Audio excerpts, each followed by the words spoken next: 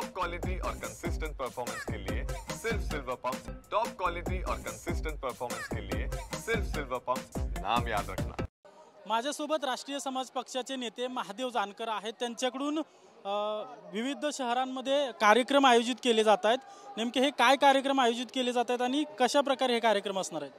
आज राष्ट्रीय समाज पक्षाच्या युवक आघाडीच्या वतीनं माझा वाढदिवसाचा प्रोग्राम ठेवण्यात आला आहे आणि त्यात एक प्रमुख मित्र म्हणून आम्ही रेडोलसला एकत्र होतो। बच्चू कडू आणि राजूभाऊ शेट्टी दोघांनी देखील याचं कबूल केलं। त्यात मला वाटते बच्चू कडू आलेत, राजू शेट्टींना काय अडचण आली वाटते, पण त्यांचे कार्यकर्ते वगैरे आलेले आहेत आणि त्याचा सपोर्ट आहे। मुळात फोकस आमचा असा आहे की 31 मेला अहिल्याबाई होळकरची जयंती आम्ही दिल्लीला ठेवलेली आहे। प्रथमतः जयंती मी चौंडीत चालू केली अहिल्याबाईची। नंतर तिथं सरकार यायला लागलं का मी मुंबईला गेलो, सरकारी जयंती झाली का आम्ही ती सोडून दिली आणि मुंबईला गेलो। आता मुंबईला देखील जोरात राज्य सरकार करायला लागलेलं आहे। तिथलं सोडून आता 4 वर्ष झालं मी दिल्ली जयंती करतोय आणि ह्या वर्षी कमीत कमी 1-2 लाख लोक तालकोटरो मैदानला येतील। त्यासाठी कालच आमचा स्वराज्य यात्रेचा अहिल्याबाई होळकरांच्या जन्मगावातून चौंडीतून रथाची सुरुवात केली। आमचे बाळकृष्ण लेंगरे आणि सुरनर साहेबांच्या हस्ते उद्घाटन झालं आणि तो रथ एक महिनाभर महाराष्ट्र, मध्य प्रदेश, उत्तर प्रदेश, गुजरात या राज्यातून क्रॉस करून तो हरियाणा आणि दिल्लीला जाणार आहे। आणि त्या दृष्टीनं महाराष्ट्रभर आमची रथयात्रा, पक्षाची विचारधारा, फुले विचारावर राष्ट्रीय समाज पक्षाची स्थापना झालेली आहे।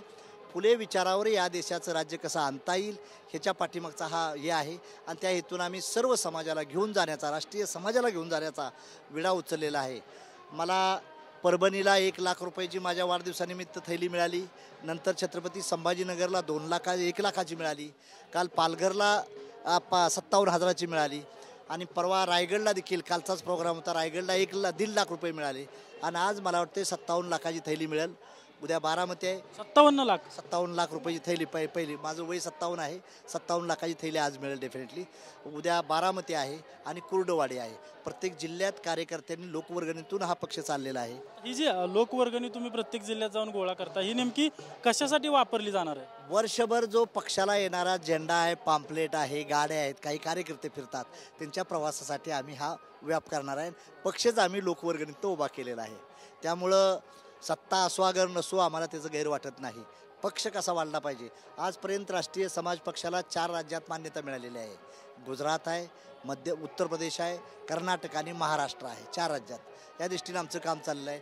माझे काही नगरसेवक विजयी झालेले आहेत, काही जिल्हा परिषद सदस्य विजयी झालेले आहेत, काही नगराध्यक्ष आहेत, काही बँकात चेअरमन आहेत, काही आमदार माझ्या नेतृत्वावर 4 आमदार निवडून आलेले आहेत आणि मग स्वतः एक MLC कॅबिनेट मिनिस्टर बी मी होतो। अलायन्समध्ये का असं ना, अलायन्सचा काय असतो, अलायन्सला त्यांचाही फायदा होतो, आम्हालाही फायदा होतो। गिव्ह अँड टेक पॉलिसी असते कुठल्याही बॅलन्समध्ये। त्यामुळं राष्ट्रीय समाज पक्ष हा मोठा व्हावा या इराद्यानं लोकांनी माझ्यावर प्रेम केलं। आजही आजच्या प्रोग्रामला आता जवळजवळ हॉलमध्ये 150 लोकांचा सत्कार झाला। कुणी जेवणाचा खर्च भरला आहे, कुणी ह्याचा हॉलचा खर्च भरलेला आहे, कुणी मीडियाचा कसं काय लागेल त्याचा खर्च भरणाऱ्या मुलांचा सत्कार चाललेला आहे। आणि ज्यांनी मला मोठं केलं, त्या जे की 35 वर्ष माझ्यावर काम करतात, त्यांना काही अपेक्षा नाही, काही मिळालं नाही, पण त्या लोकांचा देखील सत्कार आम्ही ठेवलेला आहे। राजू शेट्टी असतील किंवा बच्चू कडू असतील, हे तुम्ही सगळे एकत्र आलेला आहात। राज्याच्या राजकारणात नवीन काय समीकरण पाहायला भेटणार आहे? आज आता राजू शेट्टीचा स्वाभिमानी पक्ष आहे, बच्चू कडूचा प्रहार आहे आणि माझा राष्ट्रीय समाज पक्ष आहे। आम्ही कॉमन विमेन प्रोग्रामला आम्ही एकत्रित विचार करतो। आज सध्याला विरोधी पक्षाची स्पेस भरण्याचा आम्ही प्रयत्न करणार आहे। त्या माध्यमातून त्यांचंही शेतकऱ्यासाठी काम चाललेलं आहे, अपंगासाठी काम चाललेलं आहे, आमचं राष्ट्रीय समाजासाठी काम चाललेलं आहे। अशा साऱ्यांचा मध्यबिंदू करून आम्ही पुढे जाण्याचा प्रयत्न करतो। विरोधी पक्षाची कुठेतरी जागा कमी वाटते, स्पेस कमी वाटते, ती स्पेस भरून काढण्याचा तुमच्या या माध्यमातून प्रयत्न आहे? आत्ताच तसं म्हणता येणार नाही। विरोधी पक्षात काँग्रेस आहे, पवारसाहेबांची राष्ट्रवादी आहे, शिवसेना उद्धव साहेबांचा आहे, राहुल गांधींचा काँग्रेस आहे, त्यांचे बी आहेत। आम्ही त्यांच्याबरोबर म्हणजे जे शक्य आहे आपला आपला पक्ष वाढवून बूथपासून ते पार्लमेंटपर्यंत कसं आपल्याला संघटन वाढवलं पाहिजे। नुसतं आपण बोलण्यात अर्थ घालण्यात अर्थ नाही। या राज्यामध्ये 90,000 पोलिंग बूथ आहे। 90,000 पैकी किती पोलिंग बूथ राष्ट्रीय समाज पक्षाने तयार केलं, किती जिल्हादेश किती आहे, किती तालुकादेश केलं, कुठल्या रिजनमध्ये किती आहे। एखाद्या विधानसभा सेक्टरमध्ये आपल्याला 5,000 तर वोटिंग मिळालं पाहिजे, नाहीतर उगाच राष्ट्रीय पक्ष काढायचा ना आपण कुठंच नसायचो। ह्या इरादानं मी जमिनीवर चाललेला कार्यकर्ता आहे।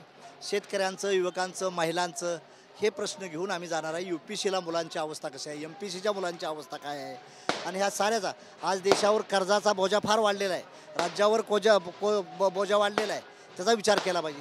समान शिक्षण नाही, गरिबाच्या पोरानं शिक्षण कसं घ्यायचं हा मोठा प्रश्न पडलेला आहे. या सारा विवंचनेच्या माध्यमातून आम्ही काय करणार, असंतोषाचं जनक बनणार आहे. या असंतोषातून बच्चू कडू, राजू शेट्टी आणि महादेव जानकर हे एकत्र येणार आहेत. आज तरी आम्ही आलो एकत्र. आता तो प्रश्न राजू शेट्टीला विचारला पाहिजे, तो प्रश्न तुम्ही आपल्या बच्चू भाऊला विचारला पाहिजे. तुमच्या बाजूनी तयारी पूर्ण झाली? माझ्या मी मरीनं गावापासून ते पार्लमेंटपर्यंत आम्ही तयारी करतोय, आणि नुसते सत्तेसाठी करत नाही तर सत्यासाठी आमचा प्रयत्न चाललेला आहे. सत्य काय आहे, सत्य शोधन याच्या दृष्टीने आम्ही प्रयत्न करतोय. एका बाजूने तुम्ही एकत्र येत आहे, राजू शेट्टी, प्रहारचे बच्चू कडू असतील किंवा महादेव जानकर असतील. राज्यात 2 दिवसापासून मोठी राजकीय चर्चा चालू आहे की आता ठाकरे बंधू बी एकत्र येतील अशी चर्चा सुरू आहे. एक लक्षात ठेवा, ज्याचा त्याचा प्रश्न आहे, शुभेच्छा आहेत त्यांना. म्हणजे कोणी कुठे यायचं ते प्रत्येकाला लोकशाहीचा अधिकार आहे.